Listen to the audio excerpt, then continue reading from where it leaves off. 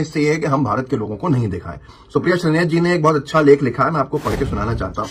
उसको सिर्फ सुन लीजिए कि जिस तरह से मोदी जी का स्वागत किया गया और गोदी मीडिया ने डंके बजा दिए उसके ऊपर, तो वो स्वागत की असलियत क्या है आप खुद देख के हैरान हो जाएंगे कि अमेरिका की सरकार का कोई उस स्तर का अधिकारी वहां मौजूद नहीं है जिस स्तर का अधिकारी मौजूद होना चाहिए, जबकि ट्रंप के स्वागत में मोदी जी खुद चले गए थे।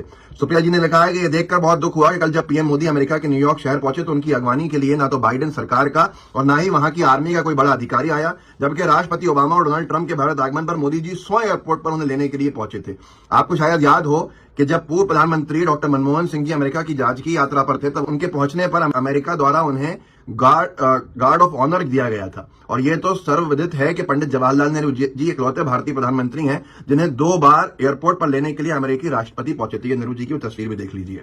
पहली बार 1949 में राष्ट्रपति ट्रूमन पंडित नेहरू की एयरपोर्ट पर अगवानी करने आए और फिर 1961 में तत्कालीन राष्ट्रपति कैनेडी आए और वहां से पंडित नेहरू और प्रेसिडेंट कैनेडी ने एक साथ उनके आधिकारिक हवाई जहाज एयरफोर्स 1 ने वाशिंगटन तक की यात्रा की। शायद ये बहुत कम लोगों को मालूम होगा कि पंडित नेहरू इकलौते ऐसे वैश्विक नेता हैं जो 1956 में तत्कालीन राष्ट्रपति आइजनहोवर के फार्म हाउस में उनके व्यक्तिगत अतिथि के रूप में रुके थे।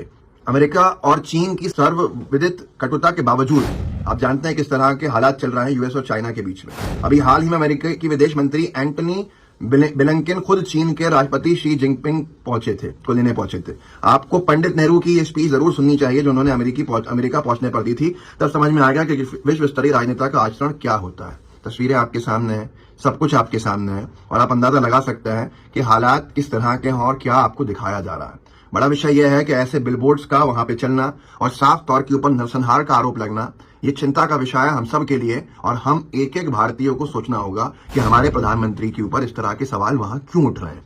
टेस्ला ने जो किया वो भी आपके सामने है, उसके ऊपर कितनी आपत्ति दर्ज कराई गई ये भी आपके सामने है। प्रशांत टंडन जी ने उस बात को और विस्तार में लिखा है जो मैंने कल आपको वीडियो में बताया था कि 75 यूएस के सांसद जो हैं उन्होंने चिट्ठी लिख के जो बाइडेन से निवेदन किया कि राष्ट्रपति महोदय आप धार्मिक विवाद जो चल रहे हैं भारत के अंदर उन पर चर्चा कीजिए, जिस तरह से अल्पसंख्यकों को टारगेट किया जा रहा है उस पर चर्चा कीजिए, पत्रकारों को निशाना बनाया जा रहा है उस पर चर्चा कीजिए और हम चाहते हैं इन तमाम मुद्दों पर आप चर्चा करें। सिग्नेचर्स थे उनके साथ में। प्रशांत टंडन ने उसमें और मजीद एक चीज जोड़ी है कि ब्रेकिंग अमेरिका से खबर आ रही है कि सेनेट और कांग्रेस अमेरिकी संसद के सदस्य प्रधानमंत्री मोदी के संसद में भाषण का बाइकआउट करेंगे।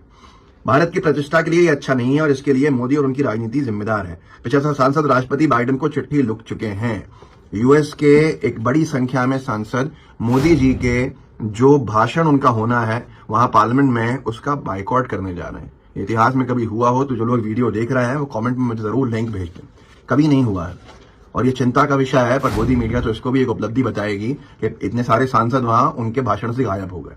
ले देकर यह है कि गोदी मीडिया का जो काम है वो कर रहे हैं। आप अपना काम करते जाइए, सवाल पूछते जाइए, क्योंकि सवाल हमारी साख का है, सवाल हमारे देश का है, सवाल हमारी सरकार की छवि का है, जिसके ऊपर हम सब की जिम्मेदारी बनती है। अगर किसी दूसरे देश में किसी भी तरह की कोई आपत्तिजनक बात होती है तो हम उसके ऊपर अपनी आपत्ति दर्ज कराएं। जिस वीडियो को आगे बढ़ाइए, लोगों को जागरूक कीजिए।